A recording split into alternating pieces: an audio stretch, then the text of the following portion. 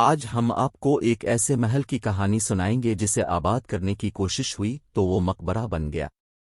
دریائے چناب کے کنارے واقع پنجاب کا شہر چنیوٹ لکڑی کے پیچیدہ فرنیچر، فن تعمیرات اور مساجد کے لیے مشہور ہے، اور عمر حیات محل اس شہر کا خاصا سمجھا جاتا ہے۔ عمر حیات محل لکڑی کے خوبصورت کام سے مزین حویلی ہے جو چنیوٹ کے رختی محلہ میں واقع ہے۔ اس محل کو چنیوٹ کے مشہور تاجر شیخ عمر حیات نے اپنی بیوی اور بیٹے کے لیے تعمیر کرایا تھا۔ اس عالیشان محل کی تعمیر 17 سال کا وقت لگا۔ 5 منزلہ محل میں ایک تہ خانہ بالائی منزلوں میں 20 کمرے بنائے گئے۔ اس عمارت میں چنیوٹ کے مقامی لکڑی کے کام کی نمایاں مثال ہے، اور اس کے اندرونی حصے میں خوبصورت لکڑی کا کام اس عمارت کو اس عہد کی دیگر تعمیرات سے نمایاں بناتا ہے۔ اس حویلی کی تعمیر 1923 میں شروع کی گئی تھی جو 1935 میں مکمل ہوئی۔ شیخ عمر 19ویں صدی کے آخر میں چنیوٹ سے کلکتہ ہجرت کر کے اپنے خاندان کی مرضی کے خلاف شادی کرنے پر بے دخل ہوئے تھے۔ شیخ عمر کے بیٹے گلزار کی پیدائش 1920 میں ہوئی، جب شیخ عمر نے اپنے آبائی شہر واپس جانے کا فیصلہ کیا، جہاں انہوں نے ایک ایسا شاندار محل تعمیر کرنے کا فیصلہ کیا جس میں چنیوٹ کی بہترین کاریگری نظر، مگر جس نے یہ محل تعمیر کروایا نہ وہ یہاں رہ سکا نہ ہی اس کے بیوی بچوں کو یہاں رہنا نصیب ہوا۔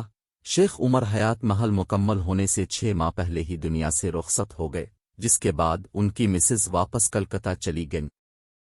اس محل کے لیے لکڑی میانمار سے امپورٹ کی گئی، ٹائلز اٹلی اور جاپان سے لائے گئے، لوہے کا کام اس وقت کے ہندوستان کے ٹاپ کے کاریگروں نے کیا۔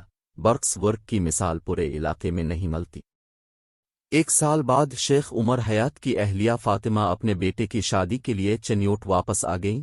افسوس کی بات یہ ہے کہ سہاگ رات کو گلزار دم گھٹنے سے باتھ روم میں مردہ حالت میں پایا گیا۔ والدہ نے گلزار کی قبر محل میں ہی بنوائی۔ 1 سال روتی دھوتی گزاری اور 1 سال بعد فاطمہ کا بھی انتقال ہو گیا۔ یہ محل مدتوں خالی اور سونا پڑا رہا، اور لوگوں کا اس محل کے حوالے سے خوف بڑھتا چلا گیا۔ شیخ فیملی کے ممبران سوچتے تھے کہ یہ محل ہانٹڈ ہاؤس ہے یا اس میں چڑیلوں کا قبضہ ہے جس نے ہمارے عزیزوں کی جان لی ہے۔ گلزار اور فاطمہ کی موت کے بعد شیخ فیملی کے کسی ممبر نے محل پر ملکیت کا دعویٰ نہیں کیا۔ خالی محل کو عارضی طور پر یتیم خانہ بنا دیا گیا۔ یتیم خانے کی منتقلی کے بعد 30 برس تک یہ محل خالی رہا۔ 1990 میں اس وقت کے ڈپٹی کمشنر جھنگ عطا طاہر اور اسسٹنٹ کمشنر چنیوٹ ڈاکٹر امجد ثاقب نے ٹیک اوور کیا اور مرمتی کام کروا کر ایک لائبریری بنا دی۔ 1990 سے اب تک میونسپل کارپوریشن چنیوٹ اس کی یوٹیلیٹیز کا کام کر رہی ہے۔ آج اس محل میں لوگ کتابیں پڑھتے ہیں، مگر یہاں کے در و دیوار ایک داستان لکھ چکے جو رہتی دنیا تک یاد رہے گی۔